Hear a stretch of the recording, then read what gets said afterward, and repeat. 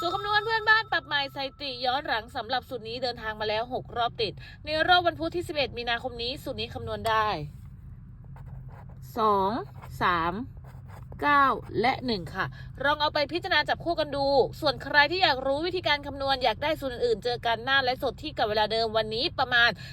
13:30 นาทีกดติดตามกดซับสไครต์กันไว้ได้เลยจะได้ไม่พลาดสำหรับไลฟ์สดในรอบวันนี้นะคะส่วนใครที่ไม่มีเวลาอยากจะรับก่อนอยากจะเห็นก่อนแคปหน้าจอตรงนี้ไปแล้วทักเข้ามาได้เลยเดี๋ยววันจะส่งให้ฟรีสำหรับคนที่อยากมีโชคร่วมกันเท่านั้นค่ะ